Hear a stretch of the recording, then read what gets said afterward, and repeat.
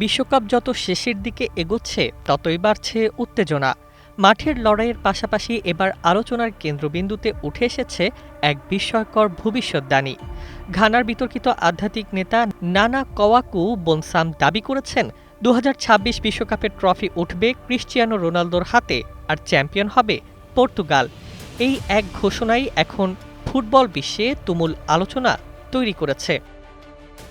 বনসামের দাবি, এই বিশ্বকাপের ভাগ্য নাকি ইতোমধ্যেই আধ্যাত্মিক জগতে নির্ধারিত হয়ে গেছে। তার ভাষায়, এই বিশ্বকাপ পর্তুগাল ও ক্রিশ্চিয়ানো রোনালদোর, তারাই চ্যাম্পিয়ন হবে। এমন বক্তব্য প্রকাশ্যে আসতেই সামাজিক যোগাযোগ মাধ্যমে শুরু হয়েছে তর্ক বিতর্ক। কেউ এটিকে নিছক কুসংস্কার বলছেন, আবার কেউ মজা করেই ভবিষ্যদ্বাণীটিকে বিশ্বকাপের নতুন টক অব দ্য টুর্নামেন্ট বানিয়ে ফেলেছেন। এই ভবিষ্যদ্বাণীকে ঘিরে আলোচনার আরেকটি কারণ বনসামের অতীত। বিশ্বকাপ চলাকালে তিনি এর আগে ইংল্যান্ড অধিনায়ক হ্যারি কেইনকে অভিশাপ দেওয়ার দাবি করেছিলেন। পরে ইংল্যান্ডের ম্যাচে কেইন গোল করতে না পারায় বিষয়টি আরও বেশি ভাইরাল হয়ে যায়। যদিও এসব দাবির পক্ষে কোনো বৈজ্ঞানিক বা বাস্তব প্রমাণ নেই। বনসামের নাম নতুন নয়। ২০১৪ বিশ্বকাপেও তিনি দাবি করেছিলেন ক্রিশ্চিয়ানো রোনালদোর চোটের পেছনেও নাকি তার আধ্যাত্মিক শক্তির ভূমিকা ছিল।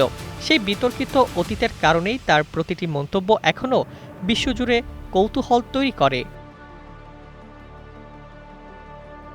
তবে ফুটবল বিশ্লেষকদের মতে বিশ্বকাপের ভাগ্য নির্ধারণ হয় মাঠের লড়াই, কৌশল, দক্ষতা ও মানসিক দৃঢ়তায়, কোনো অলৌকিক শক্তিতে নয়। পর্তুগাল অবশ্য শক্তিশালী দল হিসেবেই শিরোপার অন্যতম দাবিদার। রোনালদোর অভিজ্ঞতা, বের্নার্দো সিলভা ও তরুণ তারকাদের সমন্বয়ে দলটি এবারও শিরোপার স্বপ্ন দেখছে। এখন প্রশ্ন একটাই, ঘানার এই বিতর্কিত ভবিষ্যদ্বাণী কি শুধুই আলোচনার খোরাক, নাকি সত্যিই ইতিহাসের সাক্ষী হতে চলেছে ফুটবল বিশ্ব? উত্তর মিলবে বিশ্বকাপের শেষ বাঁশি বাজার পরই। Desk report, Bangladesh bulletin.